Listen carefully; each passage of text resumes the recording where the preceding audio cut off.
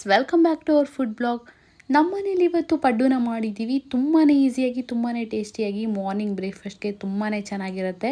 ಮನೆಯಲ್ಲಿ ಈಸಿಯಾಗಿ ಬೇಗನೆ ಮಾಡ್ಕೋಬೋದು. ಹಿಟ್ಟೊಂದು ರೆಡಿ ಇದ್ದರೆ ಸಾಕು, ದಿಢೀರಂತ ನೀವು ಮನೆಯಲ್ಲೇ ಮಾಡ್ಕೋಬೋದು. ಹಾಗಾದರೆ ಬನ್ನಿ ಮಾಡೋದು ಹೇಗೆ. ಬೇಕಾಗಿರೋ ಸಾಮಗ್ರಿ ನೋಡೋಣ. ಹೆಸರು ಬೇಳೆ, ಉದ್ದಿನ ಬೇಳೆ, ಹಾಗೆ ಕಡಲೆಬೇಳೆ ತೊಗೊಂಡಿದ್ದೀವಿ. ಎಲ್ಲ ಕೂಡ ಅರ್ಧ ಅರ್ಧ ಕಪ್ಪಿದೆ.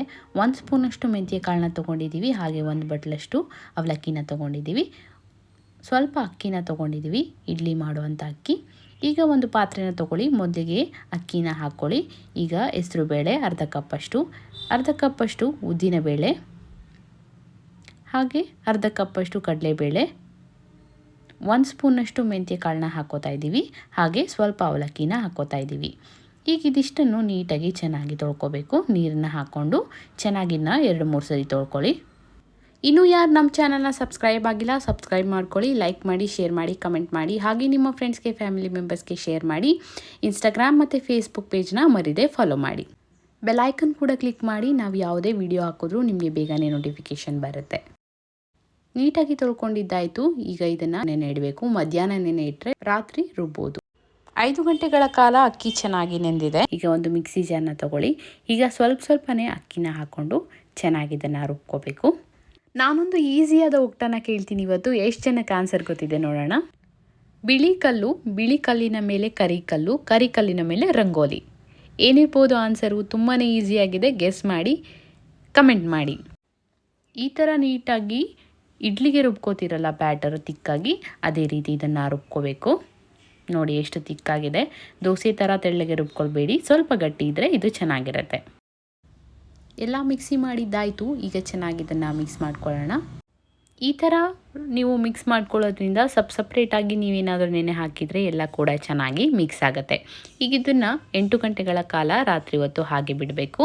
ನೋಡಿ 8 ಗಂಟೆಗಳಾದಮೇಲೆ ಎಷ್ಟು ಚೆನ್ನಾಗಿ ಉಬ್ಬಿ ಬಂದಿದೆ, ನೊರೆ ಬಂದಿದೆ. ಈ ಥರ ಬರೋದ್ರಿಂದ ತುಂಬಾ ಚೆನ್ನಾಗಿ ಬರುತ್ತೆ. ಪಡ್ಡು, ದೋಸೆ, ಇಡ್ಲಿ ಯಾವುದೇ ಆದರೂ ಕೂಡ ಚೆನ್ನಾಗಿ ಬರುತ್ತೆ. ಹುಳಿ ಅಂಶ ಬಂದಿದೆ. ಈಗ ಪಡ್ಡು ಬ್ಯಾಟರ್ ರೆಡಿ ಇದೆ. ನೀವು ಇದನ್ನು ಫ್ರಿಜ್ಜಲ್ಲಿ 15 ದಿನಗಳ ಕಾಲ ಇಟ್ಕೋಬೋದು. ಈಗ ಈ ಪಡ್ಡು ಬ್ಯಾಟರ್ಗೆ ಚಿಕ್ಕದಾಗಿ ಕಟ್ ಮಾಡಿರ್ತಕ್ಕಂಥ ಈರುಳ್ಳಿ, ಹಾಗೆ ಸ್ವಲ್ಪ ಸಬ್ಬಾಕ್ಷಿ ಸೊಪ್ಪನ್ನ ಹಾಕ್ಕೊಳ್ಳೋಣ. ಹಾಗೆ ಸ್ವಲ್ಪ ಕೊತ್ತಂಬರಿ ಸೊಪ್ಪನ್ನ ಹಾಕ್ಕೊಳ್ಳಿ. ಹಾಗೆ ಸ್ವಲ್ಪ ಕರಿಬೇವನ್ನು ಹಾಕ್ಕೊಳ್ಳಿ. ಈಗ ಜಾರ್ಗೆ ಶುಂಠಿ, ಮೆಣಸಿನ್ಕಾಯಿನ ನೀಟಾಗಿ ಪೇಸ್ಟ್ ಮಾಡ್ಕೊಳ್ಳಿ. ಈ ಥರ ಪೇಸ್ಟ್ ಮಾಡಿಕೊಂಡು ಹಿಟ್ಟೊಳಗೆ ಹಾಕ್ಕೊಳ್ಳಿ. ನೀವು ಮೆಣಸಿನ್ಕಾಯಿನ ಚಿಕ್ಕದಾಗಿ ಕೂಡ ಕಟ್ ಮಾಡಿ ಹಾಕೋಬೋದು. ಈಗ ಇದನ್ನು ಚೆನ್ನಾಗಿ ಮಿಕ್ಸ್ ಮಾಡ್ಕೊಳ್ಳಿ. ಈಗ ಪಡ್ಡು ಹಂಚನ್ನು ಗ್ಯಾಸ್ ಮೇಲೆ ಇಡಿ. ಹಂಚು ಸ್ವಲ್ಪ ಕಾಯಲಿ. ಇದಕ್ಕೆ ಸ್ವಲ್ಪ ಎಣ್ಣೆನ ಹಾಕ್ಕೊಳ್ಳಿ. ನೀಟಾಗಿ ಇದನ್ನು ಸವರ್ಕೊಳ್ಳಿ. ಈ ಥರ ಮಾಡೋದ್ರಿಂದ ಪಡ್ಡು ಅಂಟ್ಕೊಳ್ಳೋದಿಲ್ಲ, ಚೆನ್ನಾಗಿ ಬರುತ್ತೆ. ಈಗ ಇದು ಸ್ವಲ್ಪ ಕಾಯಲಿ. ಈಗ ಬ್ಯಾಟರ್ನ ತೊಗೊಂಡು ಪಡ್ಡು ಹಂಚಿಗೆ ಸ್ವಲ್ಪನೇ ಹಾಕ್ಕೊಳ್ಳಿ.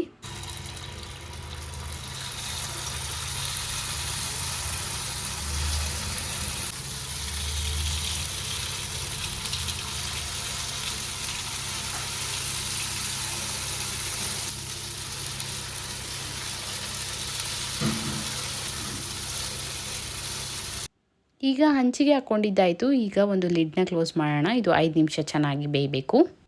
5 ನಿಮಿಷ ಇದು ಚೆನ್ನಾಗಿ ಬೆಂದಿದೆ. ನೋಡಿ ತೆಗಿಲಿಕ್ಕೆ ಎಷ್ಟು ನೀಟಾಗಿ ಬರ್ತಾ ಇದೆ. ನಿಮಗೆ ತುಂಬ ಕ್ರಿಸ್ಪಿ ಬೇಕು ಅಂದರೆ ನೀವು ಕ್ರಿಸ್ಪಿಯಾಗಿ ಮಾಡ್ಕೋಬೋದು. ಇಲ್ಲ ತುಂಬ ಸ್ಮೂತಾಗಿ ಬೇಕು ಅಂದರೆ ನೀವು ಸ್ಮೂತಾಗಿ ಮಾಡ್ಕೋಬೋದು. ನಾವು ಸ್ವಲ್ಪ ಕ್ರಿಸ್ಪಿಯಾಗಿ ಮಾಡ್ಕೊಂಡಿದ್ದೀವಿ. ಕ್ರಿಸ್ಪಿಯಾಗಿ ಇದ್ದರೆ ತುಂಬಾ ಚೆನ್ನಾಗಿರುತ್ತೆ ತಿನ್ನೋಕ್ಕೆ. ಈಗ ಒಂದು ಕಡೆ ಬೆಂದಿದೆ, ಇನ್ನೊಂದು ಕಡೆ ಕೂಡ ಚೆನ್ನಾಗಿ ಇದನ್ನು ಬೇಯಿಸ್ಕೊಳ್ಳಿ. 2-3 ನಿಮಿಷ ಟೈಮ್ ತೊಗೊಳುತ್ತಿದ್ದು.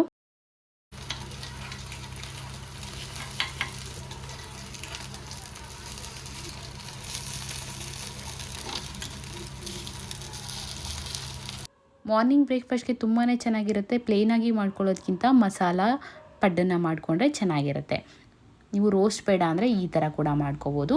ಈಗ ಪಡ್ಡು ರೆಡಿಯಾಗಿದೆ. ನೀವು ಪಡ್ಡು ಮಾಡುವಾಗ ಎಣ್ಣೆ ಬದಲು ಬೆಣ್ಣೆ ಅಥವಾ ತುಪ್ಪ ಹಾಕ್ಕೊಂಡು ಕೂಡ ಮಾಡ್ಕೋಬೋದು. ಬೆಣ್ಣೆ ಪಡ್ಡು ಅಥವಾ ತುಪ್ಪದ ಪಡ್ಡು ತುಂಬಾ ಚೆನ್ನಾಗಿರುತ್ತೆ. ನೋಡಿದ್ರಲ್ಲ, ತುಂಬಾ ಈಸಿಯಾಗಿ ಮಸಾಲ ಪಡ್ಡನ್ನು ಹೇಗೆ ಮನೇಲಿ ಮಾಡ್ಕೊಳ್ಳೋದು ಅಂತ. ನೀವು ಕೂಡ ಮನೇಲಿ ಇದೇ ಥರ ಟ್ರೈ ಮಾಡಿ. ಹೇಗಾಯಿತು ಅನ್ನೋದನ್ನು ಕಮೆಂಟ್ ಮುಖಾಂತರ ತಿಳಿಸಿ. ಪಡ್ಡುಗೆ ಮಸಾಲ ಹಾಕಿರೋದ್ರಿಂದ ಹಾಗೆ ಕೂಡ ತಿನ್ಬೋದು.